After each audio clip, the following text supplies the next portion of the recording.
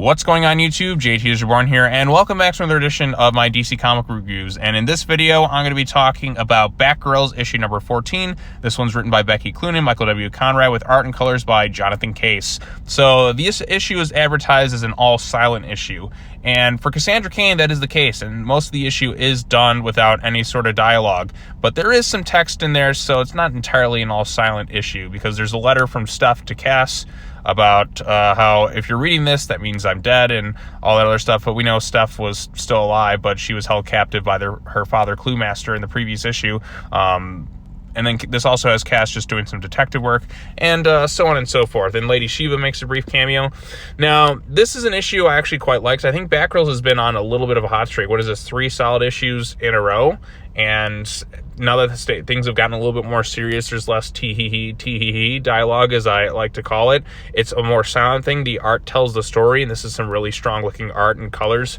Like I said, the art and colors are very striking.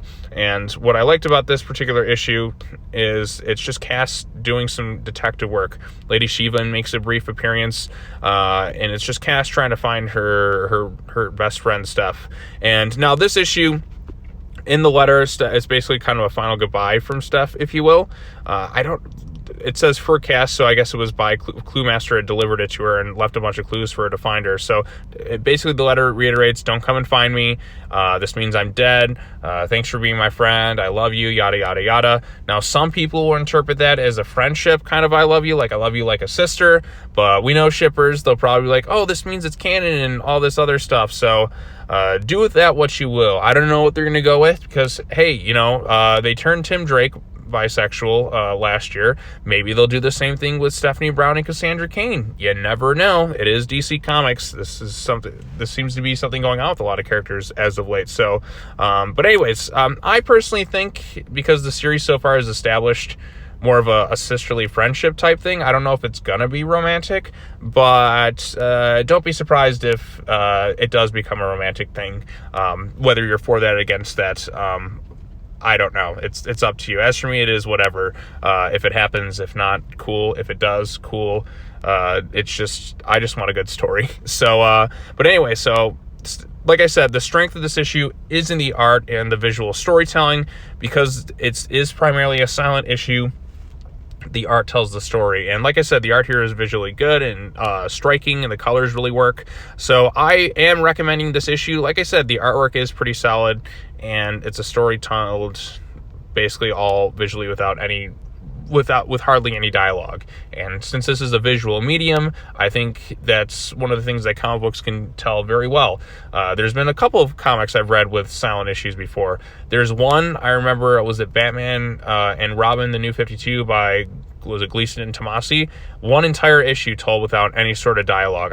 I think there was even, because at least this one has some text for you to read, but that one was one of the most powerful issues of any comic I've read. I think that was after Damian had passed away. It was all told without any sort of dialogue and just purely visuals, and I think that's one of the strengths of the medium. So if you can tell a story, if you can show, don't tell, sometimes I often prefer that. Obviously, sometimes you're going to need some dialogue when telling some specific stories, but like I said, it's sometimes so much more powerful to just show and not tell, and I think that's what this issue showcased best.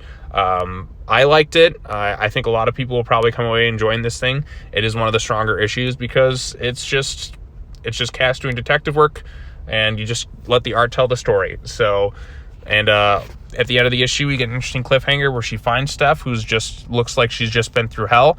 Maybe she's actually Steph should be alive. So, at least that's what I think. So, yeah, they wouldn't kill Stephanie Brown off in this issue. There's still like a lot of things left in the solicitations, if you will. Although I do wonder what's coming out in April and stuff, so I don't know. We'll see what happens. But anyways, that's going to wrap it up for this particular video. If you read Batgirls issue number 14, post your comments down below. Be sure to like this video, share it with your friends, subscribe to the YouTube channel for more content, all the other fun stuff. And that's going to wrap it up for me today. I will be back either tomorrow or potentially later on today to cover Batman Superman World's Finest, but look for that video to most likely drop tomorrow. So I like to space out the videos a bit, and I want to give World's Finest more time to shine, if you will. But anyways, that's going to be it. As always, take care now. Bye-bye then, and I will see you all in the next video. Peace.